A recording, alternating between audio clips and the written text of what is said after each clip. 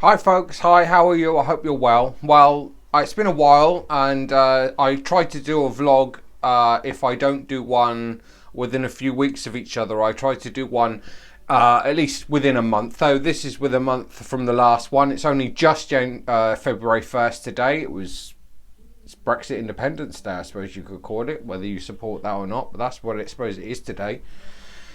Today, we're talking about detransition.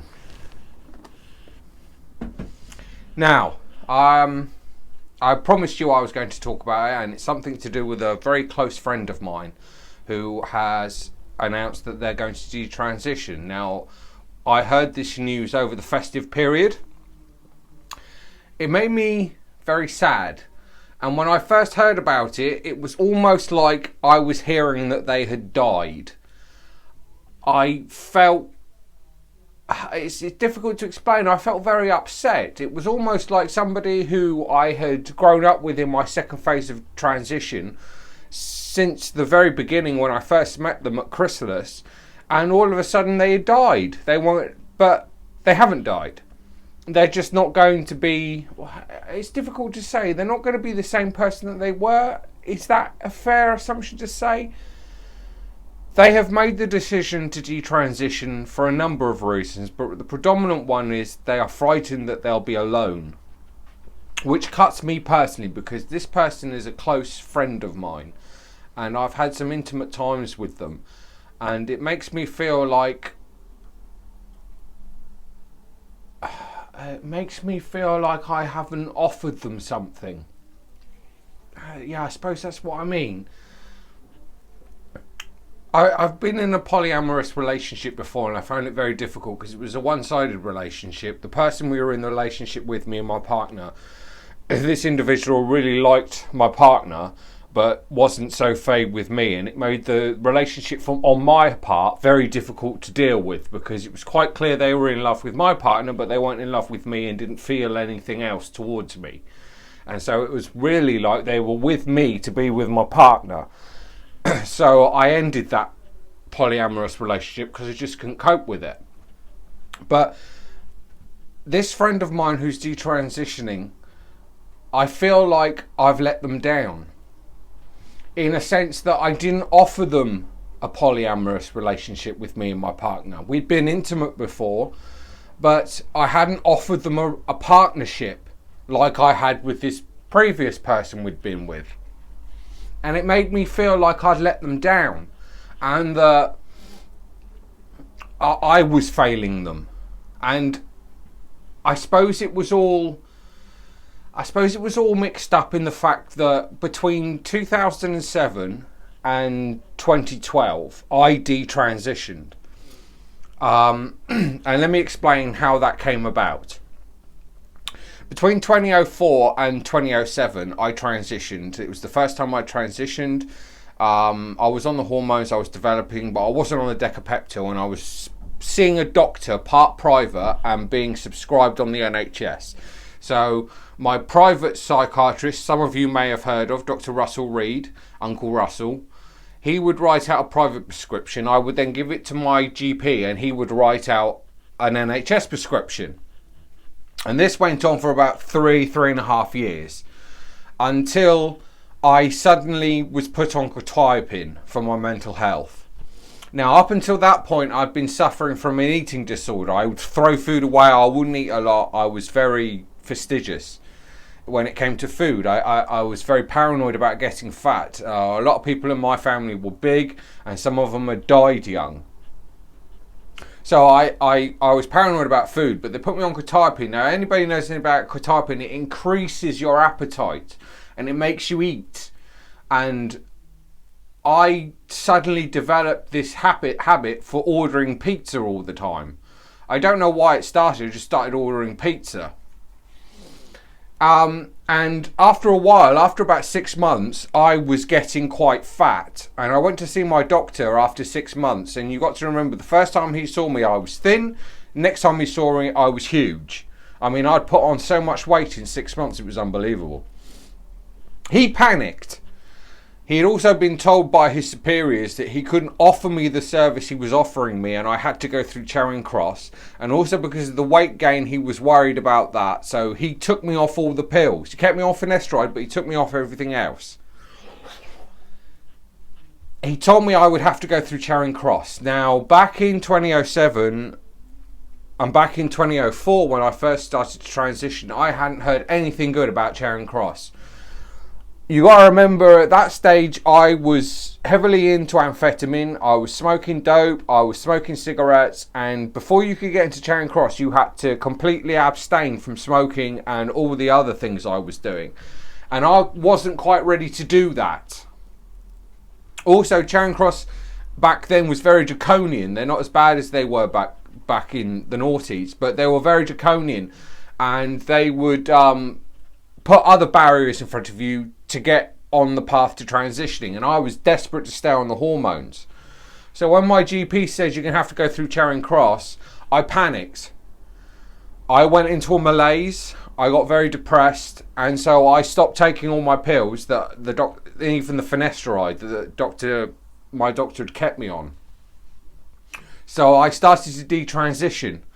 I said to people I didn't care what they called me. They could use female pronouns, male pronouns. I didn't give a shit. I was just so pissed off and miserable. It was unbelievable. I was fat, which I never wanted to be. I was detransitioning. Everything was a nightmare. It was horrible. And so for those years between 2007 and 2012, I was just miserable.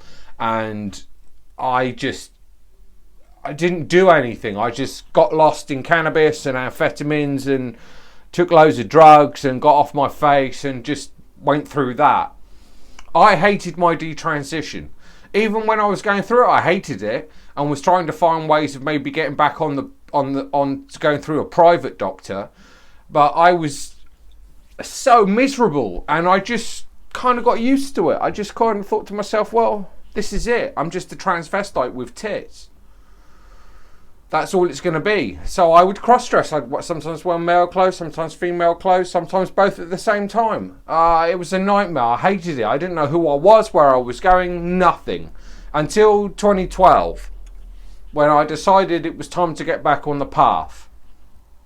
I gave up the speed. I gave up smoking. All the drugs I was taking, really. And went to Charing Cross for my first appointment in 2013. Got back onto the hormones and started my transition again. Now, my detransition period, as I've explained, was horrible. I hated it. It's some of the worst years I spent. It was just horrible. And so when my friend told me, a friend of mine told me that this other friend of mine was detransitioning, I felt for them. Because I didn't know what their real thoughts were. I didn't know. One of my other friends, she says, this friend of ours is going to ping pong. They're going to go backwards and forwards between being trans, cis, trans, cis, trans, cis. Unless they get to stabilised somehow in their own head. A lot of my friends said they could see it coming. They thought it was obvious that was going to happen. This individual of ours hadn't been through for surgery, hadn't applied for surgery, hadn't chased up Charing Cross about surgery. So they were already in the mindset that they weren't sure.